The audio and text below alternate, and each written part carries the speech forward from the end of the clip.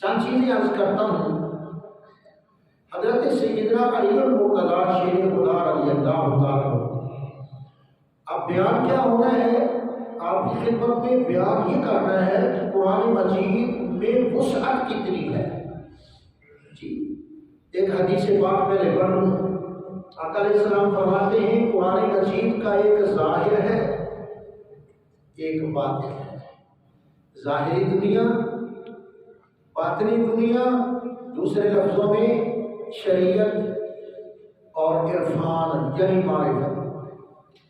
ظاہر بھی ہے قرآن کا، باطن بھی ہے قرآن کا، اور اس کے آگے کچھ معاملات ہیں، پھر آگے بڑے بڑے صحرا ہیں، پھر آگے مکانات ہیں اور ان کے شیشے لگے ہوئے ہیں، اور ان شیشوں سے بھی کچھ لوگ جھانک کر اگلی دنیا کو دیکھ رہے ہیں۔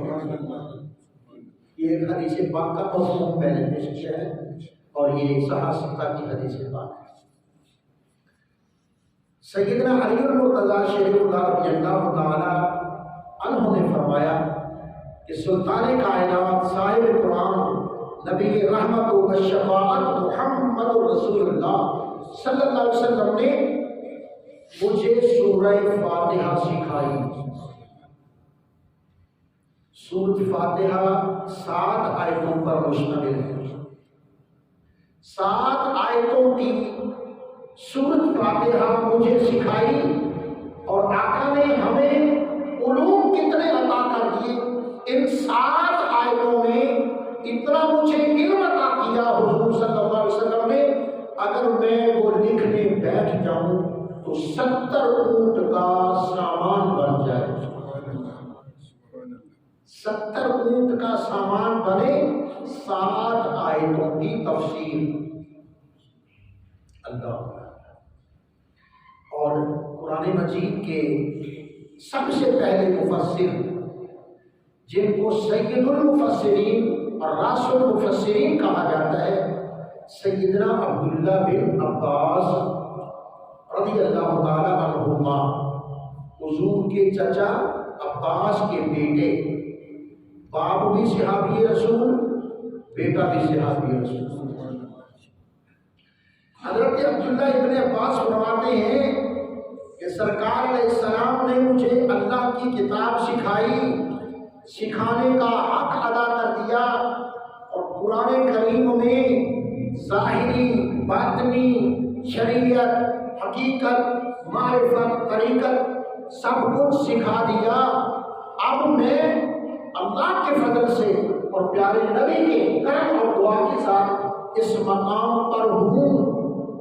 لو داعی اکال بہیر لوجدتہ فی کتاب اللہ، کہیے سبحان اللہ۔ فرماتے ہیں اس مقام پر ہوں اللہ کے فضل کے ساتھ، حضور کے کرم کے ساتھ، کہ میرے اگر اونٹ کی مہار کہیں جنگل میں گم ہو جائے، میرے اونٹ کی رسی مہار اگر جنگل میں گم ہو جائے تو بھائی گم ہو گئی ہے تو جا کے جنگل سے تلاش کر لو، مل ہی جائے گی۔ کسی نے نہیں اٹھائی تو پھر کہیں پڑی ہی ہوگی۔ فرماتے نہیں مجھے جنگل میں جانے کی ضرورت نہیں۔ لو داعی اکال بہیر لوجدتہ فی کتاب اللہ، مجھے جنگل جا کر اس رسی کو تلاش کرنے کی قطعاً ضرورت نہیں، میں اللہ کا پاک قرآن کھول کر دیکھ لیتا ہوں کہ میری رسی کہاں پڑی۔ لو داعی اکال بہیر لوجدتہ فی کتاب اللہ۔ ایک شخص سیدنا علی المرتضیٰ شیر خدا کے پاس حاضر ہوا۔ اس نے عرض کیا حضور معاملہ یہ ہے کہ 2 خواتین موجود تھیں، ان کے زچگی کا معاملہ تھا، دونوں کو اللہ نے اپنے فضل سے اولاد سے نوازا، اللہ نے ان کو اولاد کی نعمت سے نوازا، لیکن پتہ نہیں چلا، اس وقت ہسپتال یا یہ معاملے تو تھے نہیں، پنڈ کی، گاؤں کی، محلے کی بڑی سیاحی خواتین اور دائیاں ہوتی تھیں، تو دائی کو سمجھ نہیں آیا، وہ جلدی میں، خوشی میں یا احتیاط میں وہ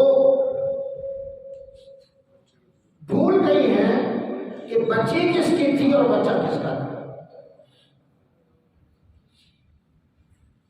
وہ کچھ جلدی بھی تھی، کچھ معاملہ ہی ایسا بنا، وہ بھی کچھ بڑی عمر کی خاتون تھی، ویسے سیاحی تھی، لیکن عمر زیادہ ہونے کی وجہ سے کچھ حافظے پر بھی اثر تھا ہی تھا، اور اس کشمکش میں، جلدی بھاگ دوڑ میں، سنبھالنا اس معاملے میں ان سے غفلت ہو گئی۔ اب وہ پتہ نہیں چل رہا کہ کس خاتون کی بچی ہے اور کس خاتون کا بچہ ہے۔ ویسے آپ کا جو اعلان ہے کہ تمام علوم کا حل قرآن عطا فرماتا ہے، تو اس مسئلے کا حل بھی مہربانی فرمائیں،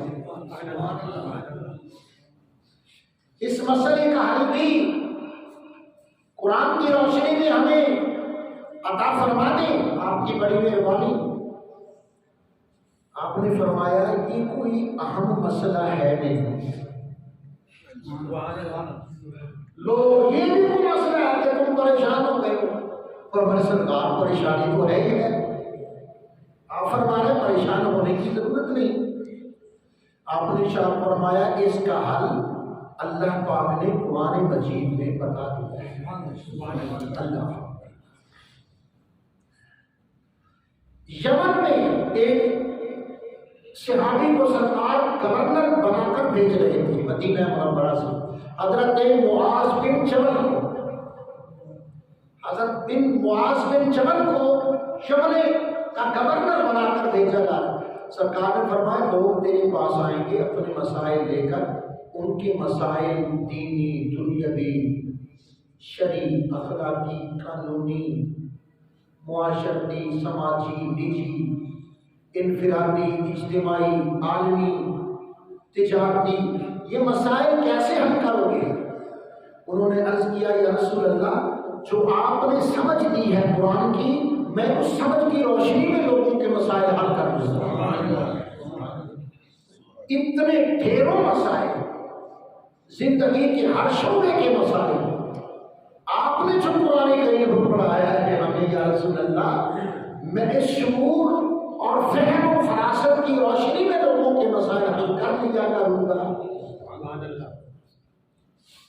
تو اس کے آخر میں حضور نے دعا دی کہ اللہ تجھے توفیق عطا فرمائے، اللہ تجھے توفیق دے، اللہ تیری مدد کرے، ایدہ اللہ تجھے تقویت اور طاقت اور تائید عطا فرمائے۔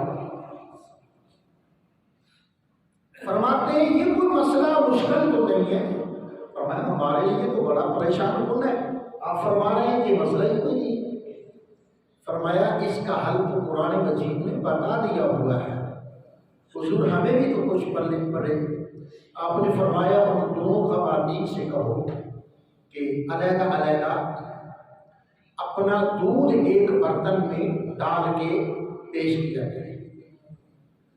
دونوں خواتین نے اپنا اس وقت جو ان کے ہاں تھا وہ دودھ برتن میں رکھا، حضرت سرکار مولا علی کے حضور پیش کیا گیا۔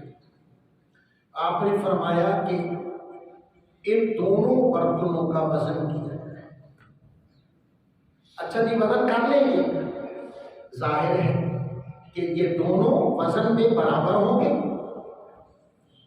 دونوں وزن میں برابر ہوں گے یا دونوں میں سے ایک زیادہ ہوگا ایک کم ہوگا۔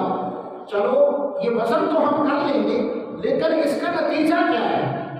آپ نے فرمایا اس کا نتیجہ یہ ہوگا کہ وزن میں یہ برابر نہیں ہوگی۔ حضرت یہ وزن میں برابر کیوں نہیں ہوں گے؟ فرمایا اللہ پاک فرماتا ہے یرزق من یشاء، اللہ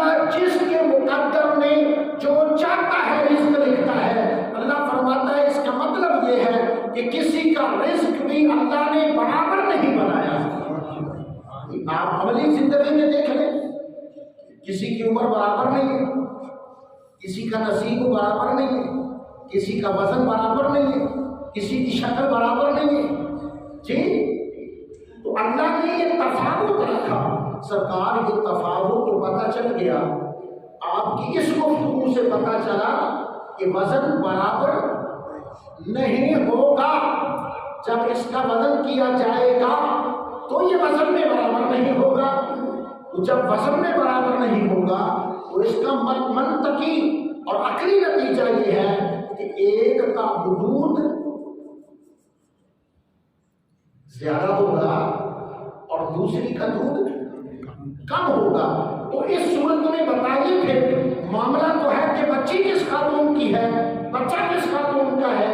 فرمایا جس کا دودھ زیادہ ہو اس کو اس کی گود میں لڑکا ڈال دو، اور جس کا دودھ کم ہو اس کی گود میں لڑکی ڈال دو، کیونکہ اللہ پاک نے قرآن مجید میں فرمایا ہے للذکر مثل حظ الانثیین، ہم نے یہ فیصلہ کیا ہے کہ لڑکے کو 2 حصے ملے جائیں اور لڑکی کو 1 حصہ ملے۔ یہ ہے علم کی بات، یہ ہے شعور کی بات، اور یہ ہے اس نور کی بات جو سید عالم محمد رسول اللہ کو صاحب عرش نے، صاحب کلام جل جلالہ نے سینہ مصطفیٰ میں منتقل کیا، اور وہاں سے وہ دگنا تگنا چگنا ہو کر زبان مصطفیٰ سے صحابہ کرام کے دل میں منتقل ہوا۔ حضرت محی الدین ابن عربی ایک بزرگ ہوئے ہیں، یہ بڑے صوفی اور بڑے پیارے بزرگ ہیں۔ یہ جو وحدت الوجود اور وحدت الشہود کے مسائل صوفیہ ہیں، ان کے بانی ببانی آپ کو قرار دیا جاتا ہے۔ حضرت محی الدین ابن عربی سواری پر جا رہے تھے، سواری سے گر گئے، سواری اچھلی ہوگی یا بلند جگہ آ گئی ہوگی یا ڈھلوان ہوگی، کوئی صورت تھی، بہرحال آپ سواری پہ سنبھل نہ سکے اور زمین پر گر گئے۔ اب جو غلام تھے، درویش تھے، طلبہ تھے، وہ دوڑے کہ استاد جی کو اٹھایا جائے۔ آپ نے فرمایا مجھے یہیں پڑا رہنے دو، مجھے یہیں زمین پر فرش پر گرا رہنے دو، مجھے خاک آلود ہی رہنے دو۔ سرکار کیوں؟ فرمایا ہر مسئلے کا ذکر قرآن میں ہے، میں اب دیکھ رہا ہوں کہ میرے گرنے کا کہاں ذکر قرآن، میرے گرنے کا کہاں ذکر قرآن میں ہے۔ تھوڑی دیر وہیں خاک نشین رہے اور پھر مسکرا دیے۔ فرمایا اب مجھے ذرا سہارا دو، میں اٹھوں۔ شاگردوں نے پوچھا سرکار مل گیا؟ فرمایا یہ تو سورۃ فاتحہ میں مل گیا تھا، یہ تو سورۃ فاتحہ میں مل گیا تھا۔ طلبہ نے اور تھوڑا سا جرأت کا مظاہرہ کیا، سرکار پھر ہمیں بھی بتا دو۔ فرمایا خدا کا قرآن شروع ہوتا ہے بسم اللہ الرحمن الرحیم سے، میں سواری سے اس لیے گرا ہوں کہ سرکار نے فرمایا جب تم سفر پر جاؤ اللہ کا نام لے کر سوار ہو۔ آج غلطی یہ ہوئی ہے کہ میں سواری پر بیٹھتا ہوا میں نے بسم اللہ نہیں پڑھی۔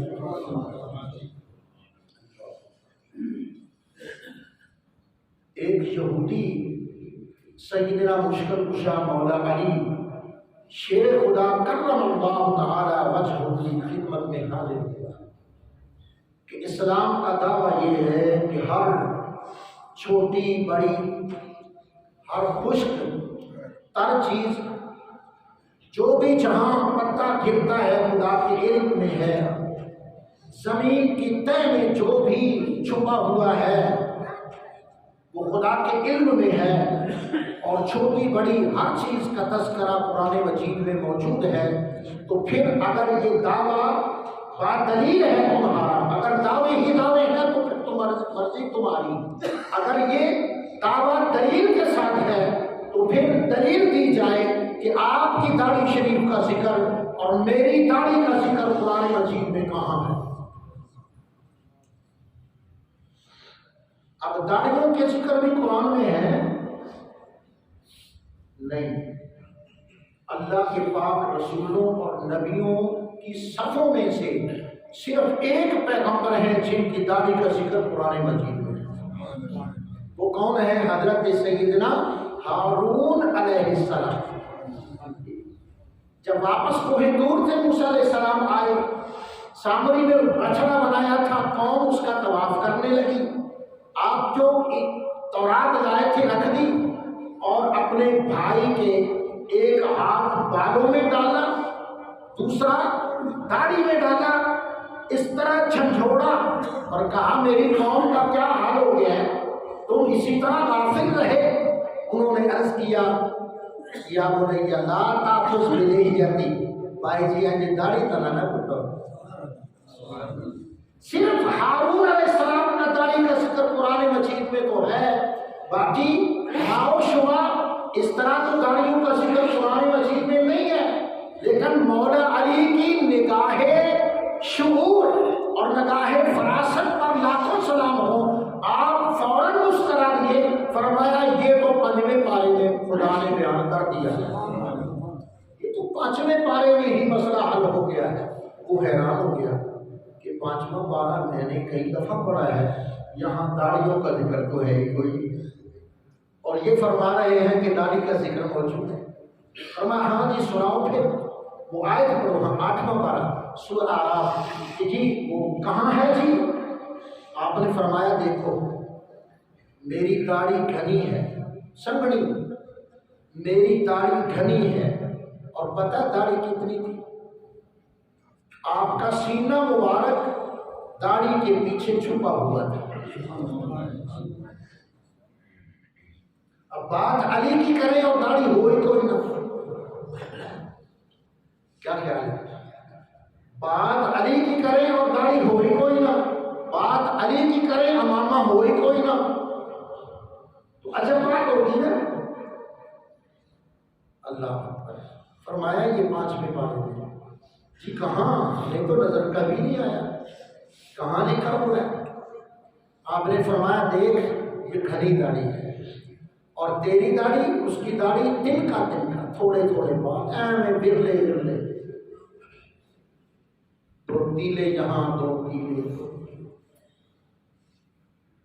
آپ نے فرمایا اللہ پاک فرماتا ہے وَالْبَلَدُ الطَّيِّبُ يَخْرُجُ نَبَاتُهُ بِإِذْنِ رَبِّهِ وَالَّذِي خَبُثَ لَا يَخْرُجُ إِلَّا نَكِدًا۔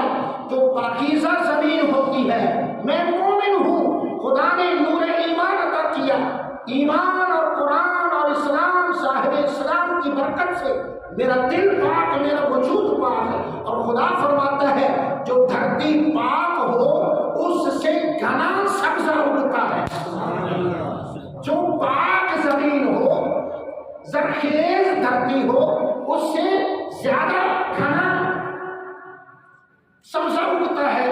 والذی یخرج خبثا یخرج الا نکدا، اور جو پلید زمین ہوتی ہے نا، مشرق پلید ہوتا ہے، جو پلید زمین ہوتی ہے نکلتا وہاں سے بھی ہے، لیکن اللہ فرماتا ہے الا نکدا، تھوڑا تھوڑا کہیں کہیں اگتا ہے۔ تو پلید ہے، تیری فصل بھی کم ہے، میں مومن ہوں، پاک ہوں، میں زرخیزی دکھا رہا ہوں۔ یہ تو اپنی اپنی نگاہ کی بات ہے کہ کس کی نگاہ کہاں اٹھتی ہے، کس کی نگاہ آگے جاتی ہے، لیکن بہت آگے نہیں جاتی۔ اور حضور نے فرمایا آگے کیا ہے؟ آگے پھر روشن دان ہیں، جن کو میں نے شیشے کہا تھا، آگے پھر روشن دان ہیں۔ کچھ میری امت سے ایسے لوگ بھی ہیں کہ ان روشن دانوں سے بھی اگلا جہان دیکھ رہے ہیں، اگلا جہان دیکھ رہے ہیں۔ سبحان اللہ۔ ایک خاتون،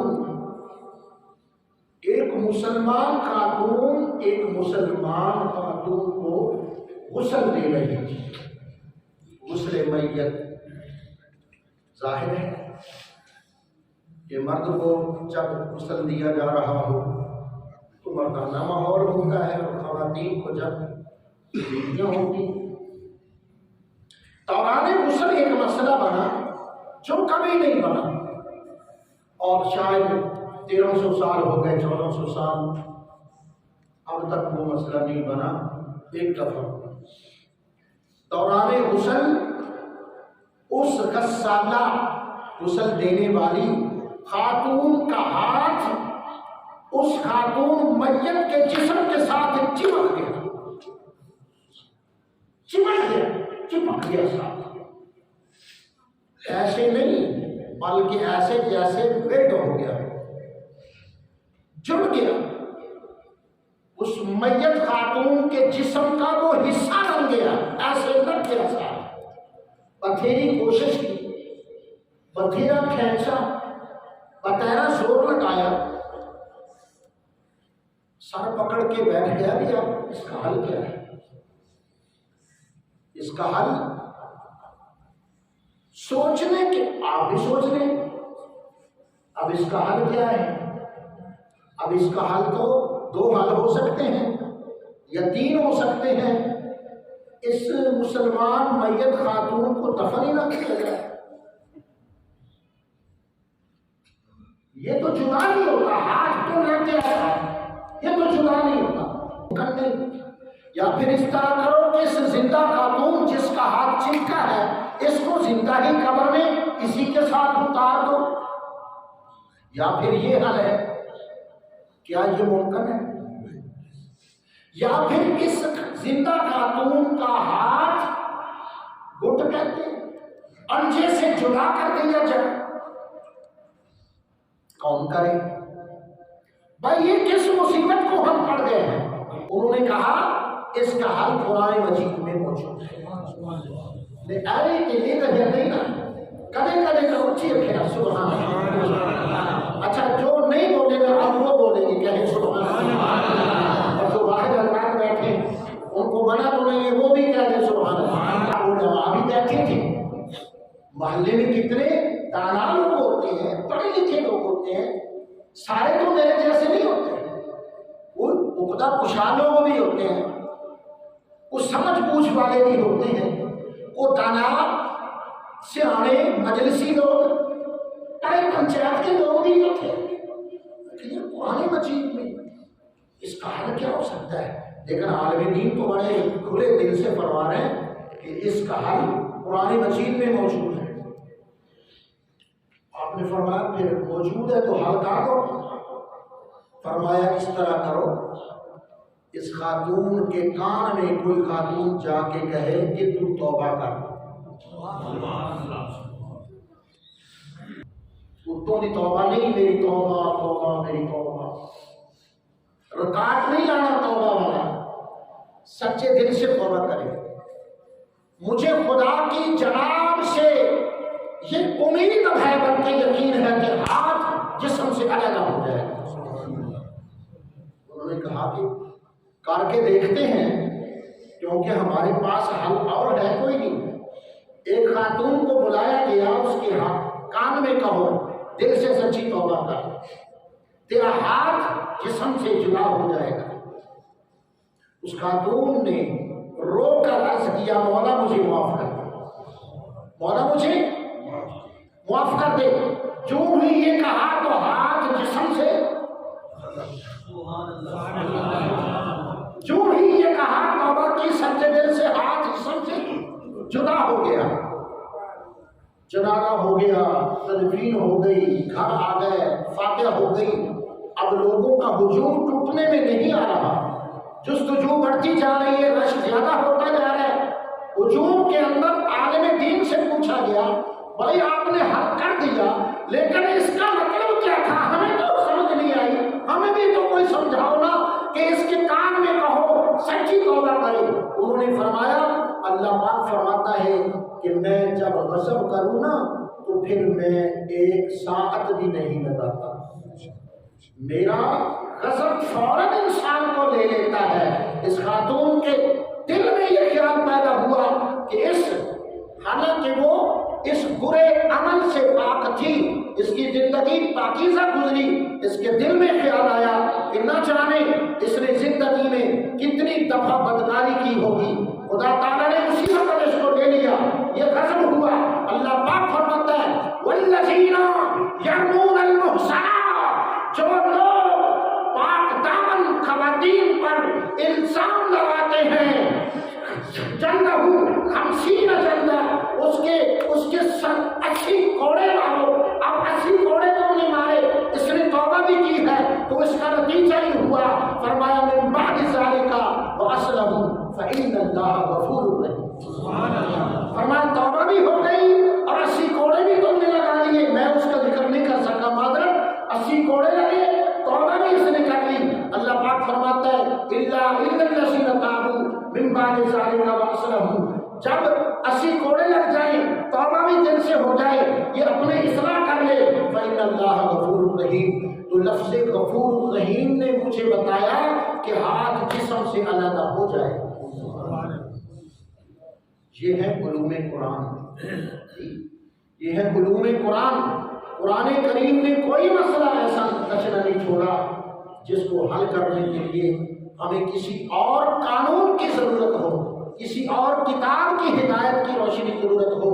اللہ پاک نے انفرادی، اجتماعی، مذہبی، اخلاقی، سیاسی، سماجی، تنظیمی، عالمی، قانونی، آئینی تمام مسائل کا حل قرآن مجید کی صورت میں پیش کر دیا ہے۔ صلی اللہ تعالی علی رسولنا محمد و آلہ وصحبہ۔